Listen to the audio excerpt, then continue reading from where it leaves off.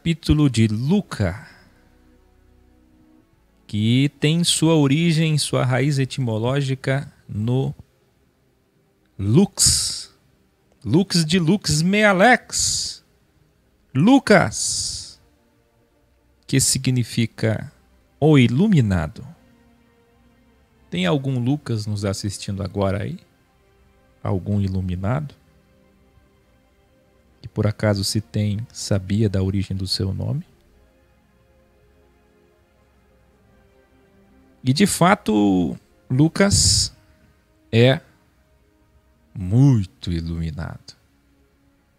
Para vocês terem uma ideia, existiram muitos no primeiro século e no segundo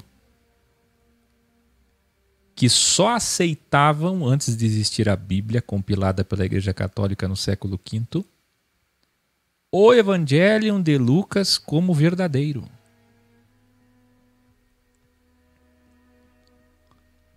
Não se aceitava Mateus, que é mais antigo, não se aceitava Marcos, que é mais antigo, se aceitava Lucas. Viu? Muito rico em detalhes. Lucas escreveu aos pagãos, escreva aí, aos pagãos e aos filósofos gregos. Usou linguagem mais rebuscada e filosófica.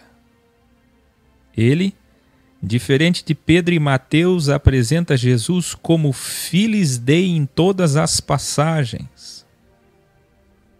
Revelare, aprenda.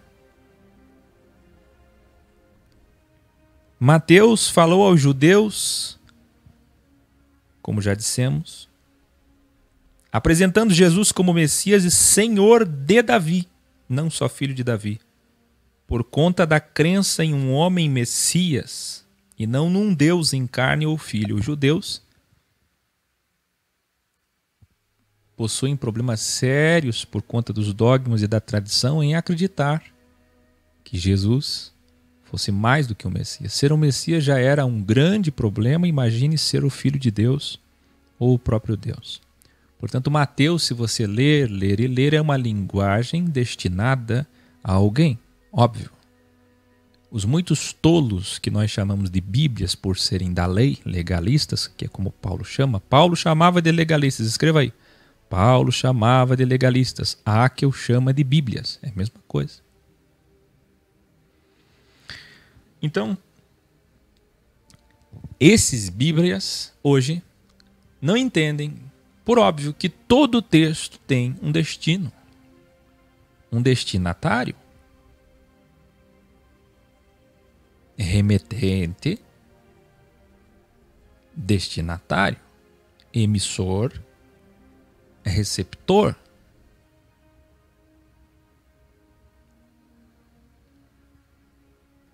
Para quem é que ele está escrevendo? Mateus está escrevendo aos judeus. Então você vai abrir Mateus e você vai ver Jesus como homem, Messias. Tem alguma coisa ou outra, mas você vai ver assim. Então quem é que vai gostar mais de Mateus? As testemunhas de Jeová. Tá entendendo? Quem é que vai gostar mais de Mateus? Os judeus messiânicos, todos que colocam Jesus desqualificadamente, os trinitários. Porque eu quero que você aprenda uma máxima. Você pode não guardar uma palavra do que eu disser hoje, mas você tem que guardar isso. Escreva aí. A Bíblia é holística. Quem lembra dos graus sobre holística? A Bíblia é holística. Que nós podemos chamar hoje, numa linguagem mais moderna, de panorâmica.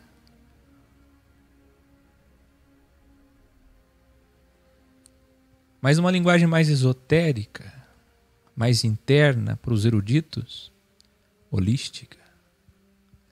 Se você não ver a Bíblia de forma holística, você nunca vai entender ela.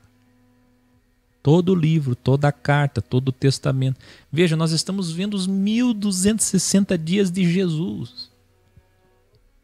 Se você se prender em textos isolados ou mesmo no livro de Mateus, você nunca vai entender. Porque é a versão da história para um povo.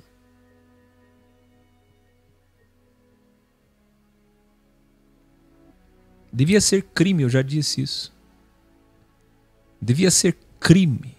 Crime é pecado, mas pecado grave. Aquele que diz em nome da Bíblia sem conhecê-la. É por isso que a Igreja Católica proibiu os leigos de falar da Bíblia. Só que aí ocorreu outro problema. Revelar. A Igreja Católica, vendo que não podia ensinar o povo, porque se ensinasse o povo passaria a ser mestre. Então a Igreja Católica acertou quando disse ao povo: vocês são leigos, vocês não podem estudar isso. Nós compilamos a igreja que detém a autorização para interpretar isso. Acertaram nisso, mas erraram quando viram que o ego e a vaidade disse para eles: olha, se esse povo não pode ler e estudar, então eles precisam de mestres. E os padres são os pais dos alunos.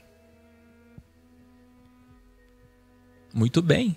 Todo aluno, todo bom professor tem seus alunos como filhos. Eu tenho vocês como filhos. Paulo tinha filhos na fé. Todos os educandos são filhos. Jesus falava muitas vezes: meus filhos. O problema está no título, padre, que usurpa o título do Criador. Bom, já falamos isso. Mas agora preste atenção. Quando a igreja acertou em dizer leigos não podem estudar, mas leigos precisam aprender, a Igreja Católica teve um grande problema. Como ensinar os leigos? Se nós ensinarmos eles com a nossa pedagogia, vamos estar dando poder a eles, porque conhecimento é poder. Como vamos ter poder, domínio sobre a igreja de Pedro, se nós ensinarmos eles? Aí o que é que a Igreja Católica fez? Se eles tiraram deles o direito de estudar a Bíblia, acertadamente, porque o povo não sabe estudar a Bíblia. Ah, que bom se soubessem, mas não sabem. E erraram gravemente por vaidade e ego, não deixando eles serem instruídos. Não fez o que Jesus disse: ensinai, ensinai, ensinai, façam discípulos. Não ensinou. Pense aqui comigo, uma vez por todas na sua vida. Se eles não deixaram estudarem no autoaprendizado, autodidático, mas também não ensinaram, do que é que vai ser feito a igreja? Vai ter que preencher esse espaço vazio, essa lacuna. E aí o que é que eles criaram? O que é que eles criaram? Cadê os bons alunos aí? Cadê os discípulos do Bem-Ex? Rituais, cerimônias, dogmas, liturgias, amuletos, indulgências. Onde eu disse essa semana, toda paróquia, diocese, arquidiocese, templo evangélico é um teatro contando o enredo da história de Jesus e lucrando com a história de Jesus, que Jesus disse: hipócritas, encenação, artistas. Mas por que todo esse teatro?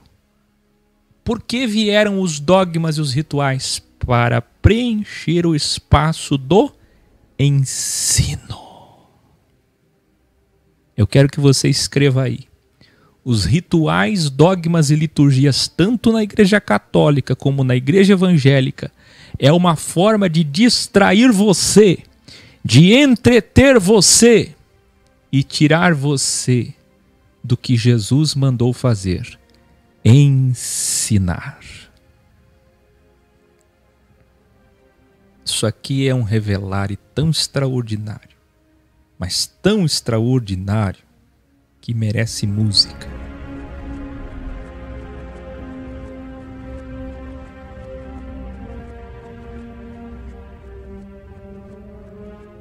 Sabe quando é que a cristandade se transformou nisso que você vê hoje? Coisas inúteis. Guardar dias, vestir roupas, cantar músicas, tocar instrumentos, fazer isso, fazer aquilo, liturgia, liturgia, liturgia, liturgia, cerimônia, cerimônia, ritual, ritual, dá 7 voltas, pega isso, acende isso, faz aquilo, tantas vezes, repete isso, vai ali, faz aqui, feriado santo, não come isso, faz isso. Por quê? Para preencher o espaço que eles deixaram quando eles tiraram a missão maior da igreja: ensinar e fazer discípulos. Isso aqui é tão profundo.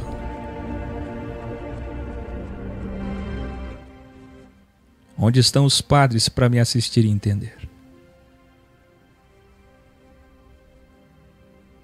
Se a Bíblia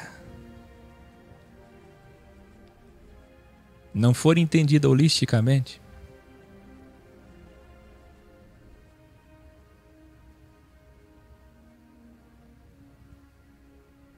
Jesus mandou ensinar.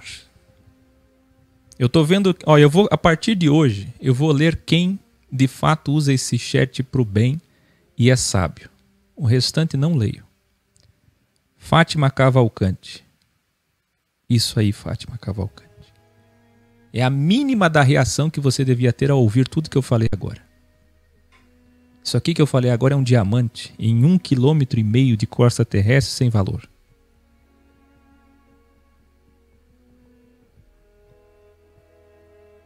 Ah, meus queridos. Ensinar. O que eles fazem hoje? Quando é que Jesus disse cultuai? Ele nunca fez um ritual do templo.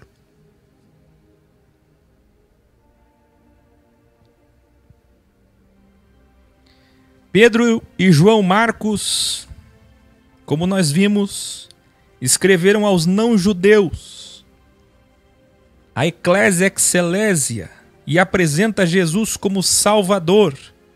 Para quê? Para que todos os que são derradeiros que saibam da graça, da chance que eles têm, através de Cristo, de chegar primeiro.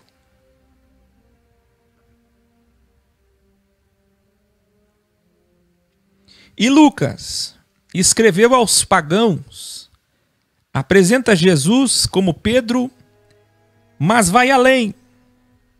Diz que ele é o Filis Dei, para que os que criam em muitas divindades pudessem crer em Jesus como Deus, como avatar do Criador.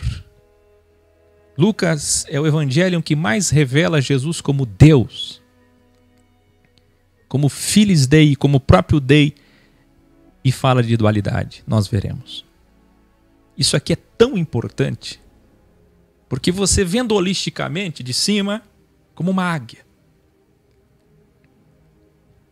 você começa a entender por que determinadas denominações e religiões sempre vão usar determinados evangelhos, e não holisticamente.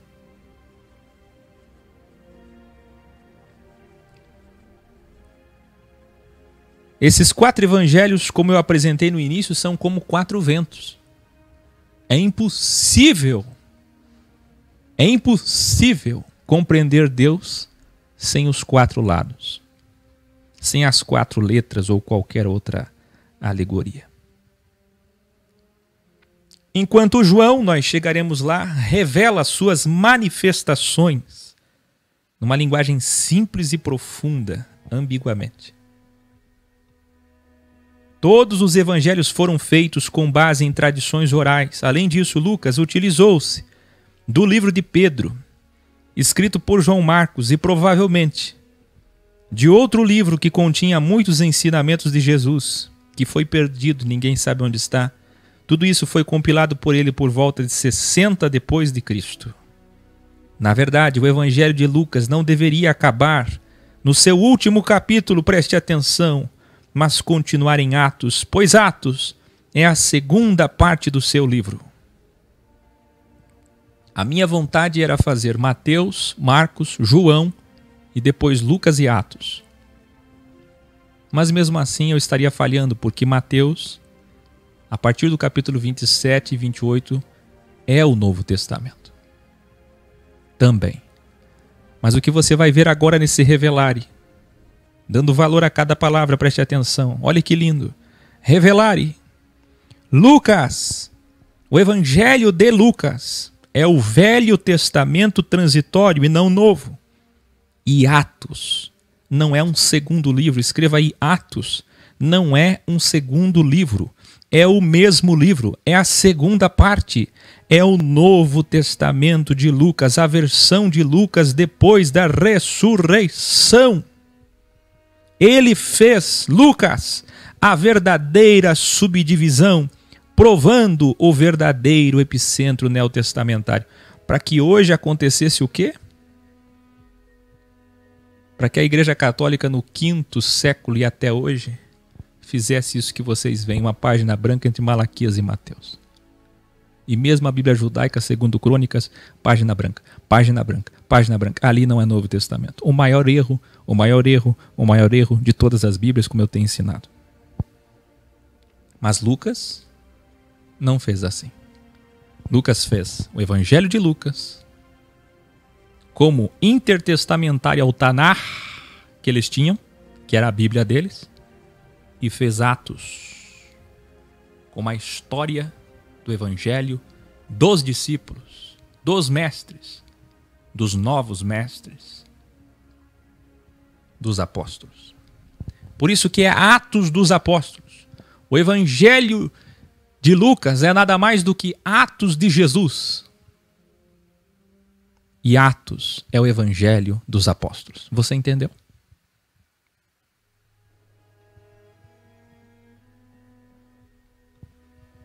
Escrito em grego koiné, assim como João Marcos, escrevendo no inglês daqueles dias, na língua mundial, para os politeístas e a todos que falassem grego. Por que aos politeístas? Por óbvio, quem não era judeu não era monoteísta. Nós não tínhamos ainda o islamismo como temos hoje.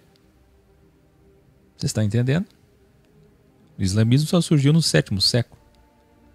Existiam povos que já seguiam essa compreensão, mas não tinha a organização de uma religião. Então, monoteísta era só Israel. Saiu de Israel pagão, porque todos adoravam divindades no mundo inteiro. O mundo inteiro adorava mais de um Deus.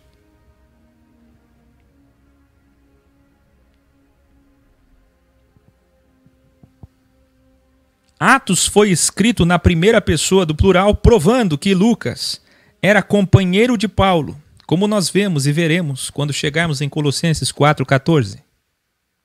Mais do que isso, ele era um dos 72 discípulos de Jesus, como tem muitos documentos provando e citando o nome dele na lista.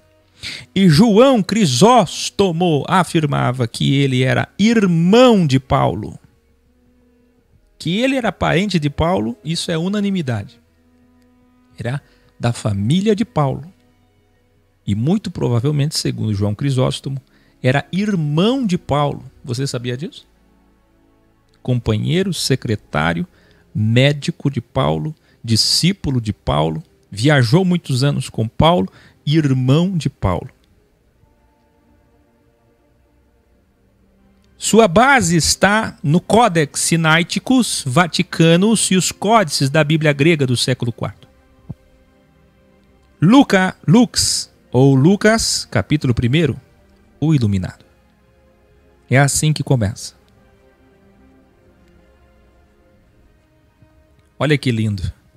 Muitos já se dedicaram a registrar a história de Jesus, que se cumpriu diante de nós. Relatos que sabemos através de testemunhas oculares e discípulos dele. Que lindo. Eu mesmo investiguei, escrutinei tudo com carinho, cuidadosamente, desde o começo, e decidi escrever uma versão da história dele em ordem. Para ti, excelentíssimo Teófilo. Antes que eu fale de Teófilo, aguça sua audição. Lucas fez aqui o que eu estou fazendo hoje. Ele disse: muitos já fizeram traduções, muitos já contaram suas versões, resenhas, mas eu tive o cuidado de escrutinar, de perscrutar desde o início toda a história de Jesus. Tudo que vi, acompanhei e sei. Pegando relatos de João Marcos, pegando relatos de Mateus, pegando relatos de testemunhas oculares, e compilou tudo isso em de 57 a 63 depois de Cristo. Ele já tinha feito a Bíblia original naqueles dias, hein? E quem é Teófilo? Vamos saber agora. Ele disse: para ti, excelentíssimo Teófilo, para que haja confirmação de tudo que foi ensinado. De tudo que foi cultuado? Missa, ritual? Não. Ensino. A base dos discípulos era ensinare. Preste atenção. Porque ele estava fazendo mais uma versão da história. Porque ele é culto. Porque ele era formado na filosofia grega. Médico não significava muita coisa nesses dias. Porque, sinceramente, nem na Idade Média, nem no tempo da Reforma Protestante nós tínhamos médicos bons, como você vê em vários filmes e séries e documentários. A medicina mesmo só passou a ser o que é hoje a partir do século XVIII, infelizmente. Mas já foi boa, há 4.000 anos atrás. Depois os conhecimentos se perderam. Mas ele era um homem culto, eloquente. Vocês já viram o prefácio dele, como ele abre, como ele fala, como ele escreve, bem diferente de João Marcos e Mateus. E a questão é, por que é que ele está fazendo na sua versão? A pedido de Paulo, provavelmente seu irmão, ou não, mas familiar, e porque ele está querendo confirmar, endossar nos milhares de pergaminhos originais, mais uma vez, a história de Jesus. E ele o fez isso de forma profícua e exímia. Iluminare. Teófilo era um cristão nobre, rico, e tinha condições de patrocinar e difundir os escritos de Lucas. Nesse tempo ainda de pele de animal corrida e polida, pergaminho, que custava caríssimo, para mandar fazer, imagina, cópias extensas. Então quem ia bancar, patrocinar esse trabalho e tinha condições como se fosse uma editora da época, era Teófilo. Escreva aí, Lucas escreveu, compilou, e Teófilo é o dono da editora. Que bom se nós tivéssemos um Teófilo, né? Iluminare. Lucas era o companheiro erudito de Paulo, que a pedido dele registrou toda a história do Cristo e mandou a Teófilo para que o mundo soubesse. Lucas era quem cuidava de Paulo, ajudando em suas muitas enfermidades. Mas e o óleo ungido?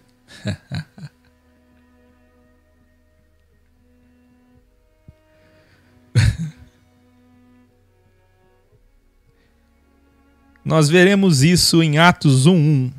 Quando nós chegarmos em Atos, já no primeiro versículo do prefácio, você entenderá a importância de saber que Lucas e Atos é o mesmo livro. Velho e Novo Testamento, com a verdadeira divisão, a verdadeira Bíblia original, Codex, feito por Lucas, o Iluminado. Mas que a Igreja Católica conseguiu obscurecer.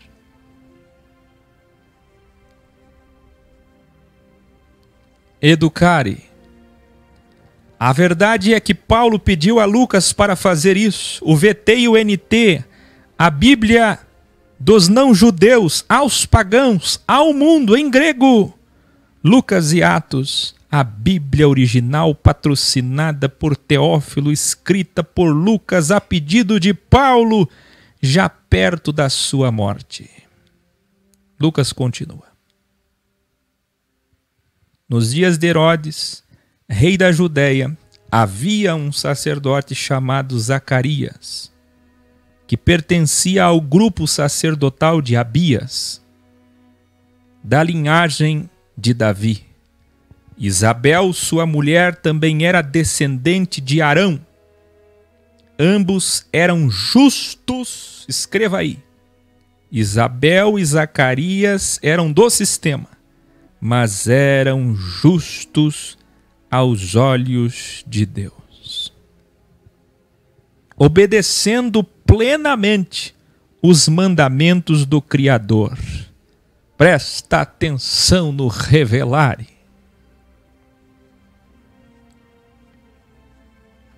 O pastor, o padre Zacarias, e a esposa do pastor, ou do padre, se ele pudesse casar, Isabel, obedeciam à sua religião e à sua Bíblia.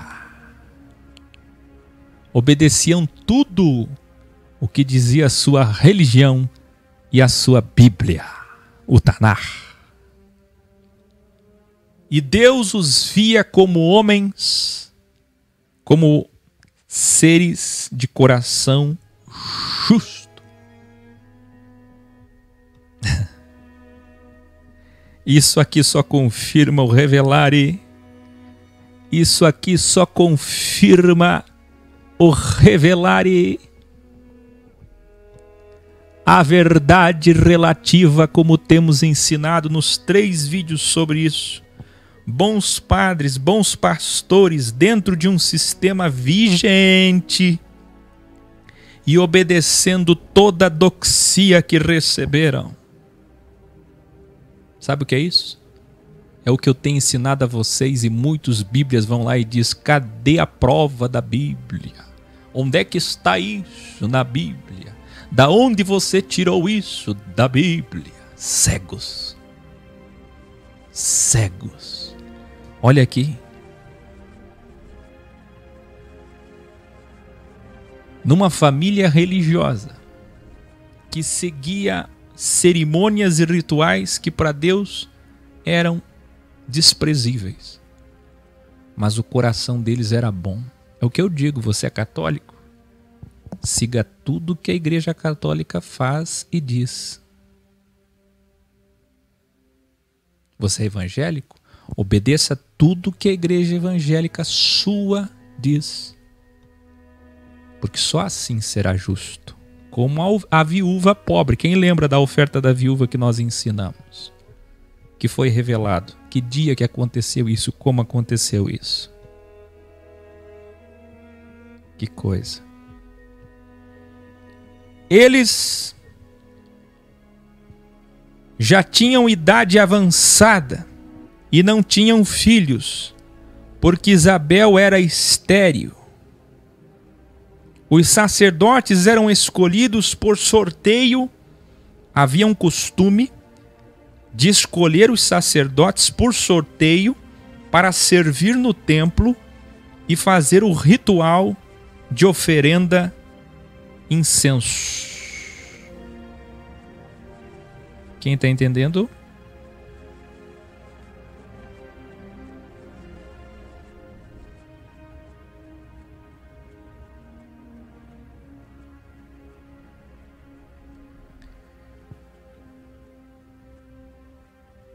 Sei que você está falando não, Evilene. Alguém pega a orelha da Evilene e puxa aí. Não sei o que você está dizendo. Tá bem? Você está bem? Os sacerdotes eram escolhidos por sorteio para servir no templo. Era um costume de fazer um sorteio para ver quem seria o padre que ia rezar a missa. Para fazer um sorteio para saber quem é o pastor que vai pregar. Aí fizeram um sorteio e caiu em Zacarias. Pastor Zacarias. Escreva aí, Pastor Zacarias, Padre Zacarias.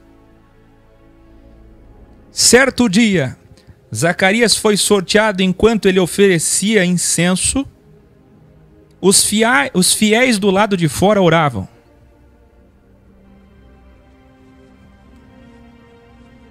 O que acontecia? Do lado de dentro do templo, só tinha acesso o sacerdote, vocês sabem. O sacerdote que tinha acesso ao altar oferecia incenso. Um ritual, uma cerimônia, uma missa, um culto, como hoje. Como sempre foi. E do lado de fora o povo orava, fazia suas súplicas e rezas, esperando o sacerdote sair para continuar a cerimônia. Então um anjo do Senhor apareceu a Zacarias, à destra do altar do incenso.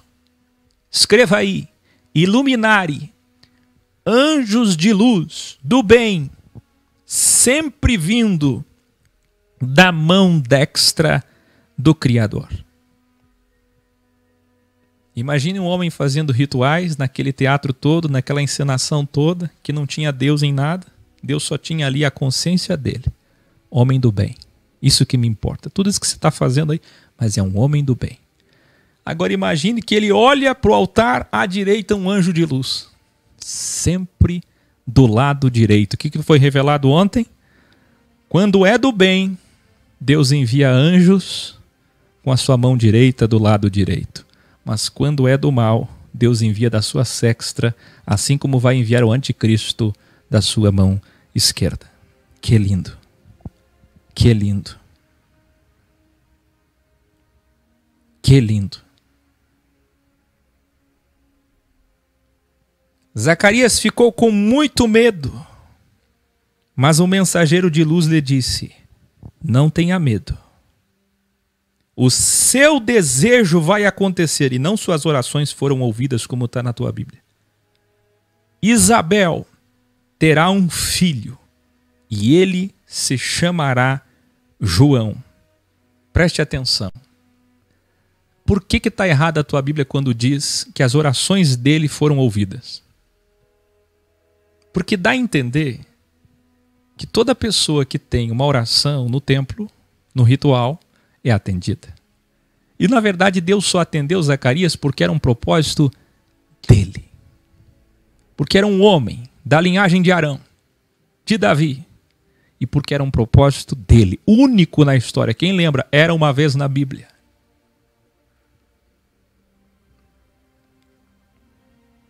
Cruzou os interesses. Os desejos se transpassaram. Ele será, disse o anjo, alegria para vocês e para muitos.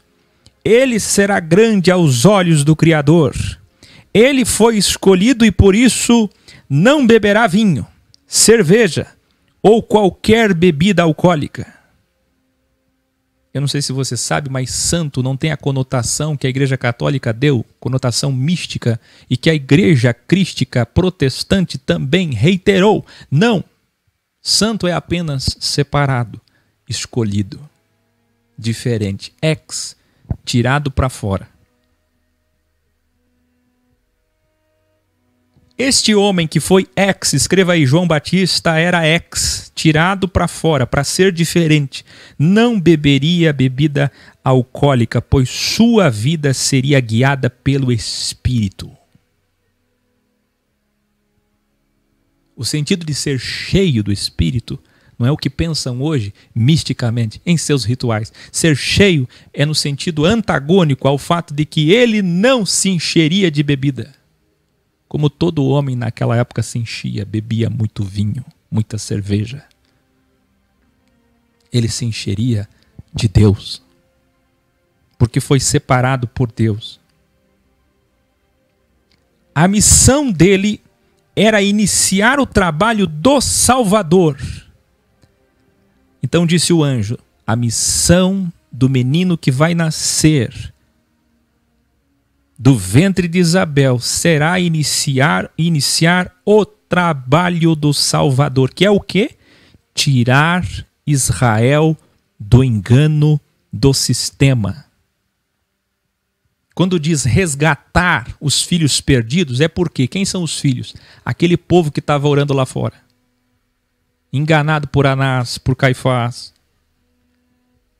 sendo enganado pelos sacerdotes, roubado, passando fome, e mesmo assim iam lá dar suas moedas e prestar culto. E quem ia começar esse trabalho preparatório?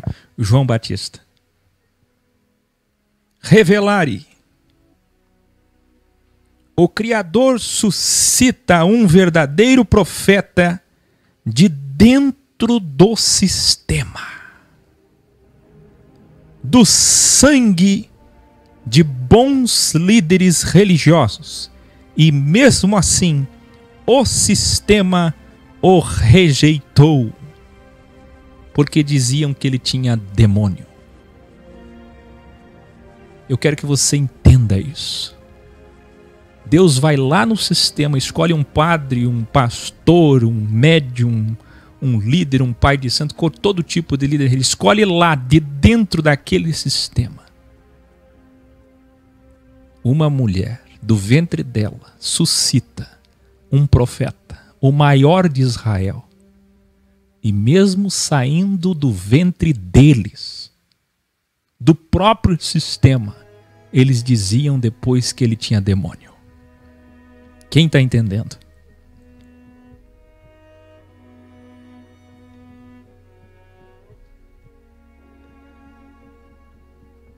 Ele, no espírito de Elias, disse o anjo, preparará o caminho da sabedoria dos justos para pais e filhos. Zacarias perguntou ao mensageiro de luz: eu até entendo que a minha mulher estéril, se é mesmo Deus, pode suscitar um filho do ventre dela. Agora, eu sou velho, minha mulher também. Como posso acreditar nisso? E olha que esse pastor, esse padre aqui, tinha como tema principal da Bíblia a história de Abraão e Sara. Eles pregam sobre Abraão e Sara.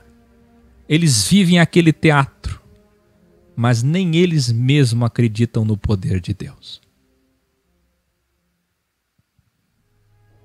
Porque cometeu o mesmo erro que Sara. Quem está entendendo?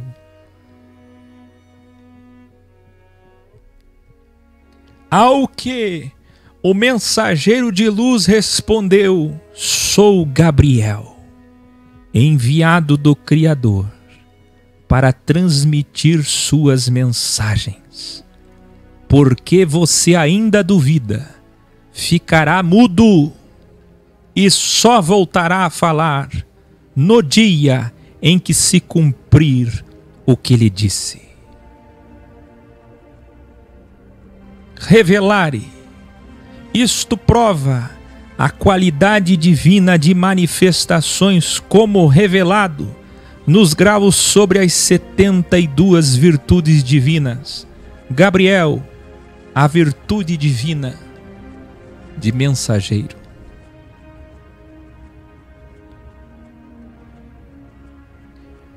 O povo orando do lado de fora.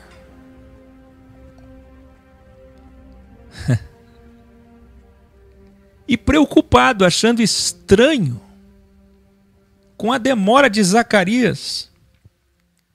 Aí quando o Zacarias aparece para a multidão dos fiéis, atrasado, apareceu sem voz, mudo. Zacarias começou a fazer gestos com as mãos, tentando explicar o que tinha acontecido. E como o povo acreditava e acredita muito em seus pastores e padres, conseguiram acreditar nele, quando ele com gestos explicou que estava sem voz, porque teve uma visão lá dentro. Um tempo depois, Isabel engravidou e ficou 5 meses sem sair de casa. Ela falava emocionada: só o Criador pode fazer isso. Ele teve misericórdia de mim e me livrou da humilhação perante o povo. Eu quero que você preste atenção nas palavras de Isabel, uma mulher sincera, como católicas que rezam sinceramente, como devotas de Santa Maria, como evangélicas que oram dia e noite. Vê se não é a mesma linguagem do sistema templocêntrico de hoje. Com amor. Vê se não é a mesma linguagem. Olha só o que ela disse. Emocionada, cheia do Espírito Santo. Entenda a linguagem mística. Só o Criador pode fazer isso. Ele teve misericórdia de mim e me livrou da humilhação perante o povo. Onde estão os sábios para entender?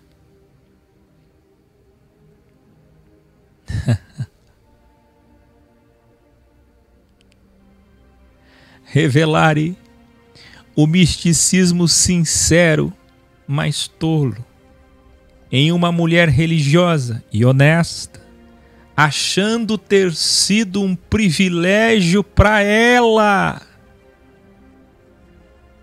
quando na verdade envolvia um propósito único e maior. Mas Deus entende o coração dela, porque é a doxia relativa que ela tem como verdade. Quem está entendendo?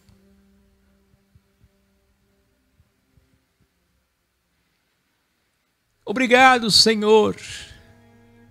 Quão terrível é ser uma mulher que nunca gerou filhos. Na minha cultura, na minha tradição, o Senhor sabe, isto é terrível, é vergonhoso, é humilhante uma mulher não gerar filhos. E o Senhor atendeu minhas orações, meu marido que é pastor e padre, o Senhor atendeu, o Senhor viu meu coração, o Senhor é tremendo, aleluia, o Senhor me livrou, o Senhor abriu a minha madre, não é assim que elas dizem hoje, abriu o meu ventre, e mesmo sendo idosa e estéril, agora sou fértil e vou gerar um filho teu, um profeta. Quem está entendendo?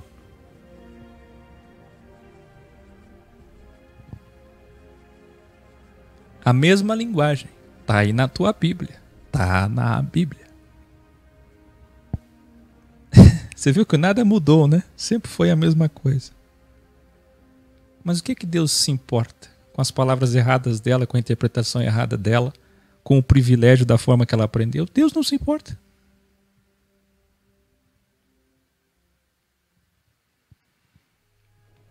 No 6º mês da gravidez, o mensageiro de luz apareceu em Nazaré da Galileia a uma virgem chamada Maria, que estava prometida em casamento para José. O mensageiro disse, o mesmo mensageiro: alegre-se, Maria, o Criador escolheu você. Você sabe que a tradução com sinônimos adulterados ou mal escolhidos, corroborando misticismo e rituais, gerou Ave Maria, rezas, gerou Pai Nosso. Então tudo isso entrou dentro do mais profundo ser da ontologia cristã. Hoje isso é intrínseco na alma cristã. Aí vem alguém 2000 anos atrás querendo fazer esse retorno à verdade, à purificação, é claro que será condenado. Mas os humildes que decapitarem, que deceparem, que amputarem suas tradições para entrar no reino, entenderão. Alegre-se, Maria, o Criador escolheu você. Maria ficou sem entender, e vendo que ela não entendia, então o mensageiro disse: Maria, não tenha medo. Eu repito, você foi escolhida pelo Criador. Você ficará grávida, e o nome deste filho deve ser Yahshua, Jesus. Ele será grande, pois é gerado pelo Altíssimo. O trono de Davi será dele, e ele reinará para sempre sobre Israel. O seu reino jamais terá fim. Escreva aí: o seu reino jamais terá fim.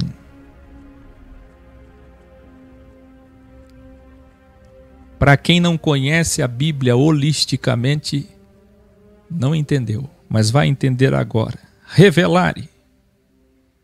Aqui se cumpre as palavras do Criador a Davi, quando corrigiu o profeta Natã, se referindo a Cristo e não Salomão. Escreva aí: se refere a Cristo e não Salomão. O templo e o reino é de Yahshua, como nós já ensinamos tantas vezes, segundo Samuel 7. O enviado de Deus, a voz de Deus em um jovem de luz, um mensageiro de luz, dizendo para ela: o que vem em teu ventre, aquele que é suscitado em teu ventre, é o rei que sentará no trono de Davi, e o seu reino não será de 40 anos, mas para sempre. Só isso aqui vai contra o templo.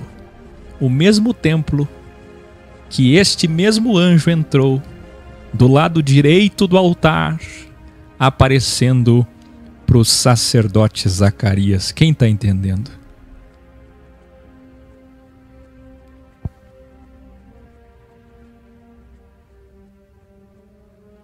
Que lindo, que lindo, que lindo. Mas Maria respondeu: não sei como isso poderá acontecer. Eu sou virgem.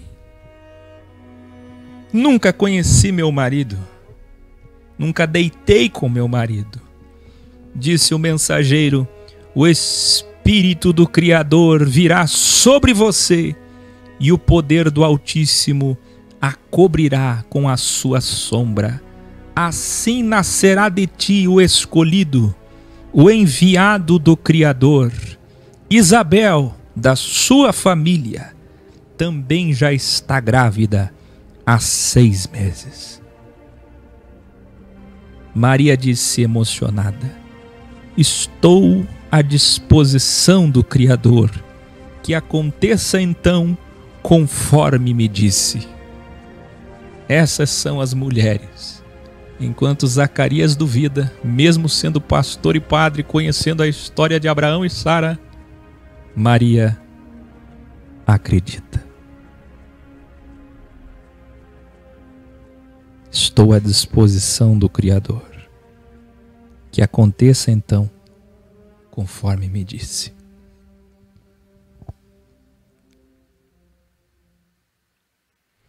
Daquele dia em diante, Maria acreditou tanto nisso, que ela começou a se preparar preparar para a gestação. Escreva aí: fé coradium, confiare e credere fideles. Fé não é só palavras, é ação.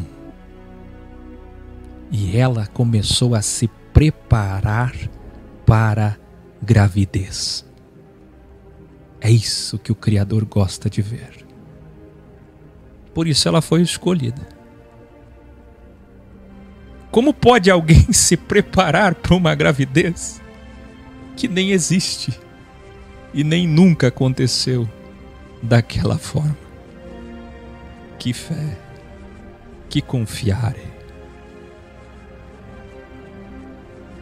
Foi depressa para uma região montanhosa da Judéia, onde ficava a casa de Zacarias, o pastor, o padre, para contar a Isabel o que tinha acontecido.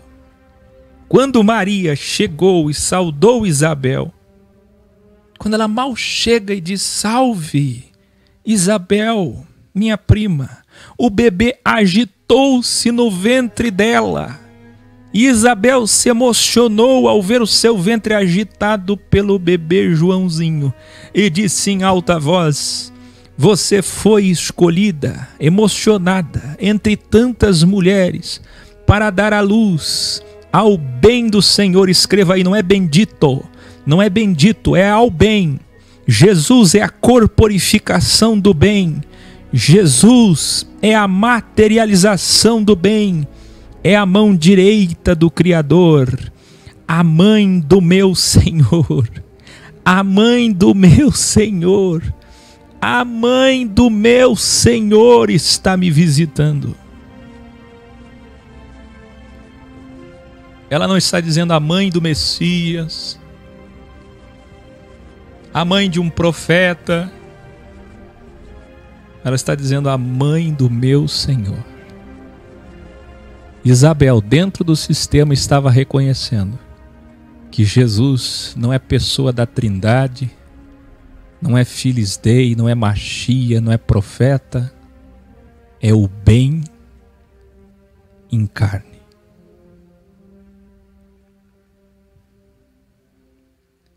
O bebê agitado em meu ventre confirma isso que estou falando. Revelare. Isabel é muito louvada no Alcorão, aprenda, pelos muçulmanos, tanto ela quanto Zacarias. Ela está aqui reconhecendo Jesus como Deus. Ouçam todos os islâmicos, todos que acreditam no Alcorão, todos os muçulmanos me ouçam. Vocês que respeitam Zacarias e Isabel, é Isabel que está reconhecendo que Jesus é o seu Senhor, é o Criador e Senhor dela.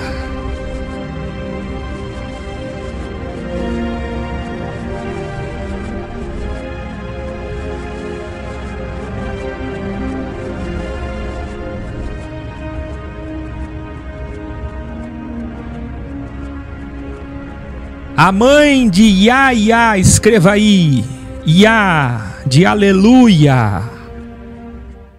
Assim João Batista é conhecido no mundo islâmico e pelo Alcorão, a mãe de Yahya. Que lindo.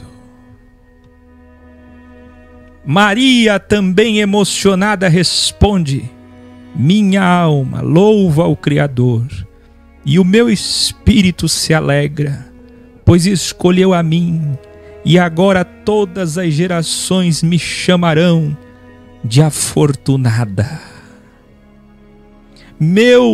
Seu nome é único, singular. Ele tem amor pelos que o temem. Olha Maria dizendo, olha a mãe de Jesus Cristo, católicos, evangélicos, espíritas. Olha a Virgem Maria dizendo sobre a dualidade de Deus. Olha a Virgem Maria falando da dualidade de Deus. Ele tem amor pelos que o temem, mas ele também destrói os soberbos. Ele destrói os soberbos. Ele derruba os governantes dos seus tronos, mas exalta os pequenos e desprezados. Ele não dá nada aos ricos e materialistas, mas cuida dos pobres e famintos. Ajudou Jacó, cumprindo o que prometeu a Abraão e seus descendentes.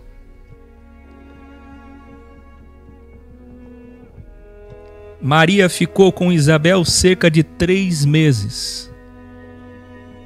Por quê? Até que Isabel desse à luz. É o cuidado. É uma senhora. Prima cuidando de prima 3 meses, até o nascimento de João. Seus vizinhos e parentes vieram prestigiar o nascimento de João. Todos sabiam que ela era estéril. E claro, todos sabiam da sua idade avançada. E toda a comunidade dizia: tem algo importante sobre esse bebê. Ele vai ser alguém importante. No 8º dia, conforme manda a religião, foram circuncidar o bebê. João Batista no templo circuncidado. É interessante, não é?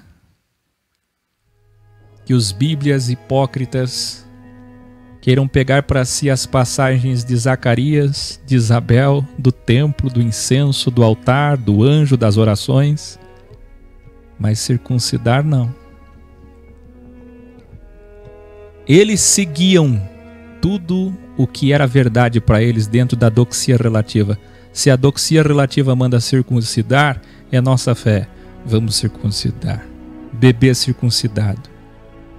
Ao 8º dia. E queriam que chamassem ele de Zacarias, as pessoas mais próximas, que é o nome do pai. Mas sua mãe repreendeu. Não! Ela sabia o que o anjo havia dito. Ele se chamará João. Mas disseram: nossa cultura não permite ficar chamando por um nome que não tem na família. Você não tem parente com esse nome. Não é costume, não é tradição, vai contra a tradição. Pediram então para que Zacarias decidisse.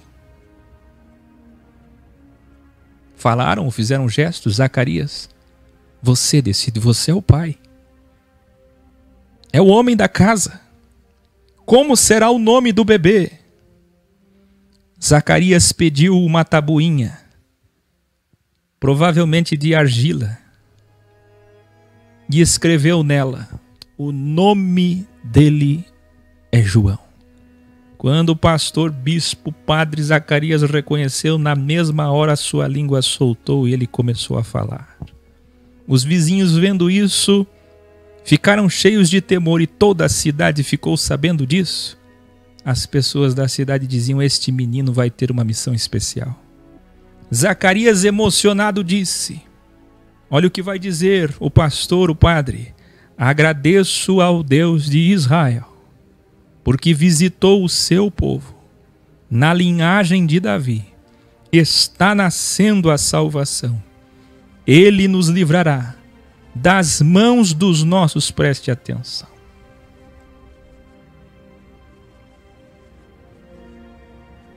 Você tem uma Bíblia perto de você? Pegue-a. Era a Bíblia deles. Ele é um pastor, um padre, um sacerdote da sua Bíblia. Um profundo, ou quase profundo conhecedor.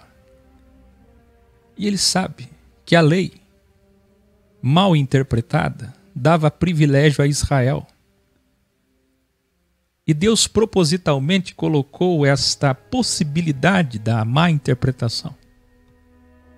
Porque se tem uma coisa que eu sempre ensino e vou falar muito no encontro em Gramado, e aqui, é que palavras não valem muita coisa. Ao contrário do que dizem por aí. A palavra, o poder da palavra, a palavra, o poder da palavra, a palavra, a palavra, a palavra. Tanto os positivistas quanto os bíblias, a palavra, a palavra, a palavra, a palavra, a palavra. O que vale é o que vem antes da palavra, o bem e o mal.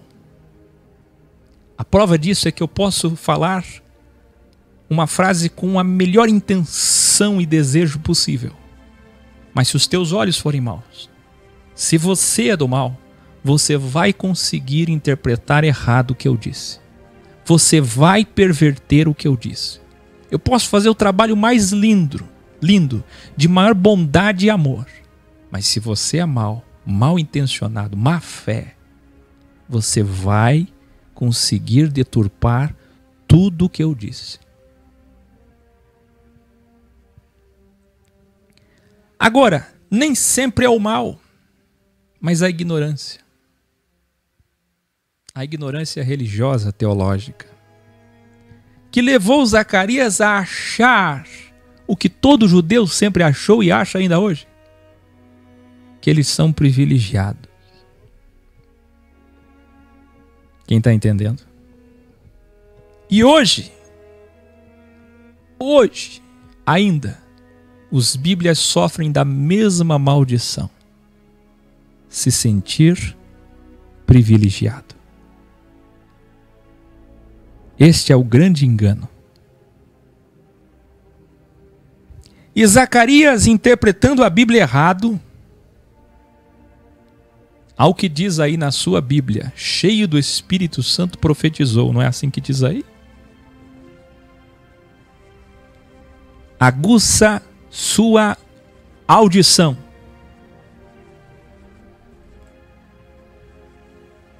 Está nascendo a salvação. Ele nos livrará das mãos dos nossos inimigos. Não é isso que todo dia falam nos cultos e missas? Todo culto e toda missa.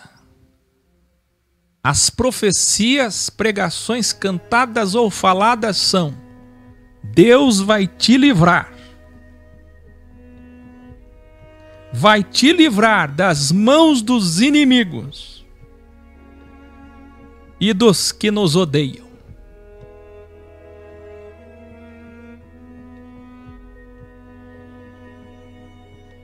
Zacarias, homem sincero, mas cometendo o mesmo erro. Ele nos livrará das mãos dos nossos inimigos e de todos os que nos odeiam, conforme prometeu ao nosso pai Abraão. Hoje não é Abraão, hoje o pai é Jesus, o pai da cristandade.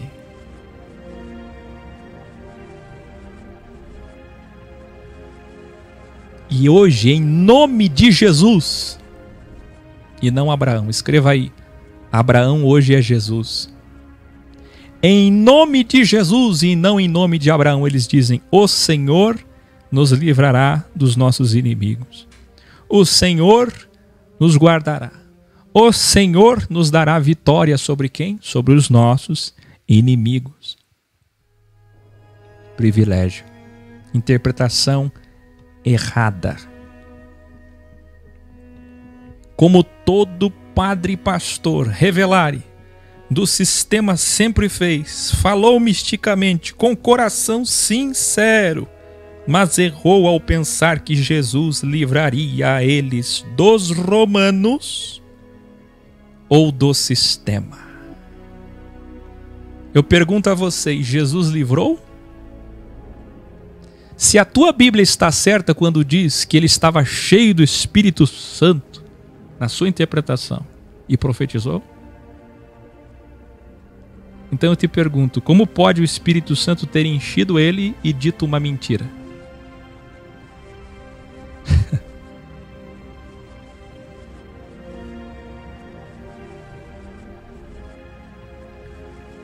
A verdade é que a essência, o espírito do que ele está dizendo é verdade. Mas a interpretação é uma mentira.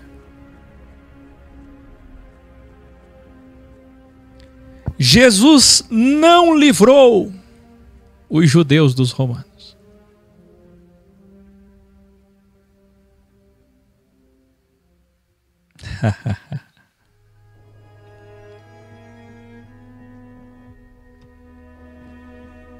Isso é tão profundo. Isso é tão profundo.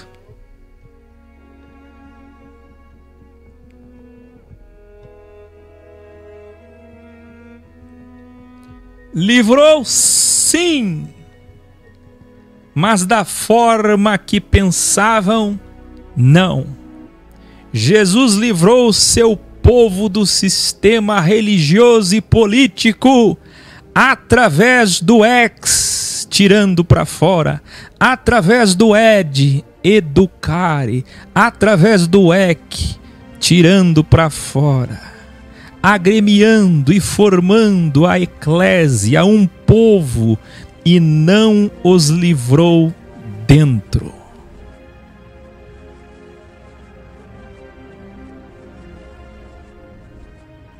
Que lindo! A interpretação errada dos Bíblias era que Deus ia livrar eles, ia dar escravos para eles. Até hoje eles pensam assim. E é por isso que vem da sua sextra o anticristo, para dar o que eles querem: poder, escravos, dinheiro, templo. Jesus queria livrar, sim. Jesus disse desde Abraão, prometeu a Abraão, sim. Quando ainda era Iá, o Iá agora, Shuá, disse: eu vim livrar, como foi prometido a Abraão. Mas é livrar vocês da opressão do sistema, como nós vimos em Mateus e Marcos.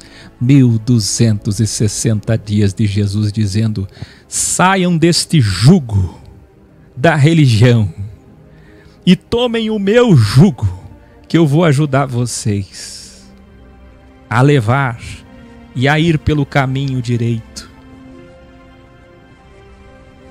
Esta é a libertação. Esta é a verdadeira Páscoa. A libertação do verdadeiro Egito. A libertação prometida a Abraão.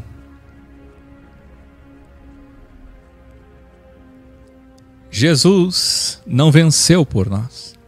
Jesus morreu por nós. Jesus não veio trazer privilégio, por isso o mataram. Escreva aí. Porque Jesus não trouxe privilégio, mataram ele.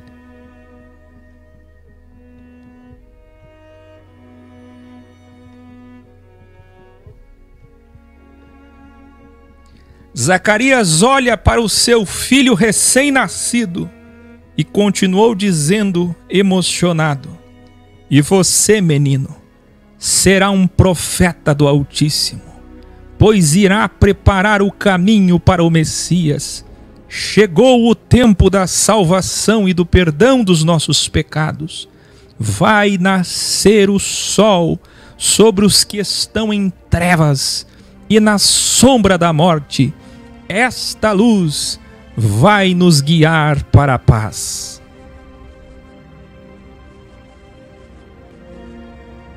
Zacarias falou muito bem em sua conclusão. O que Zacarias não sabia é que os próprios fiéis da igreja dele estavam em trevas. E o que ele não sabia é que ele, como sendo sacerdote, parente de Jesus, o apoiaria. Mas os outros sacerdotes, não.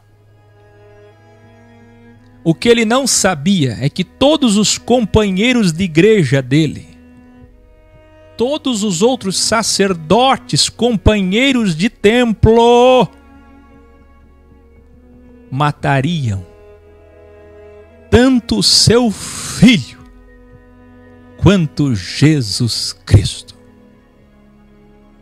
Que coisa mais linda! Quem está entendendo? É impossível um professor não perguntar isso.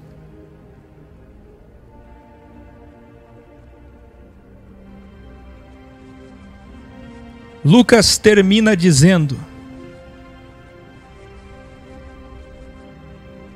o menino João foi para o deserto, onde cresceu fisicamente, mas também cresceu, evoluiu sua consciência. Escreva aí: João evoluiu no deserto e só saiu de lá quando estava preparado. Apareceu publicamente em Israel quando chegou o tempo. Iluminare. João Batista, Iá, era 6 meses mais velho que Jesus, Yahshua. Mas Maria ficou grávida faltando 3 meses para João nascer. Delta meses. Revelare. Se a história pela dualidade se repetir, ipsis literis. Preste atenção no que eu vou dizer. Eu tenho vos revelado o que ninguém revela. João Batista é o grande aviso que veio da mão direita, mas em breve virá a mão esquerda e trará primeiramente o Elias, o João Batista do mal.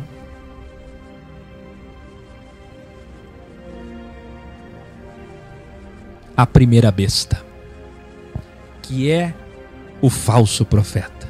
João Batista, o maior profeta do bem, mas o maior profeta do mal está prestes a chegar. Escreva aí: o maior profeta do mal está prestes a chegar, 6 meses antes do anticristo.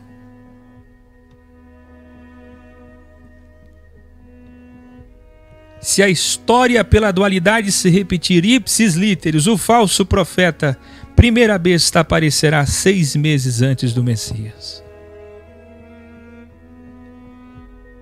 O braço esquerdo do Criador, como revelamos no grau anterior. Aqui termina Lucas capítulo 1. Lucas, capítulo 2, o iluminado. No próximo grau 168, segunda-feira, ao vivo. Que lindo. Que lindo. Boa noite.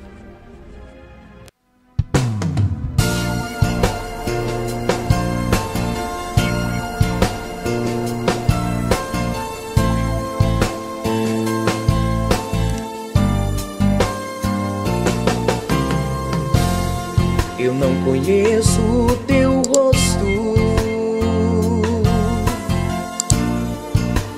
nem o seu olhar.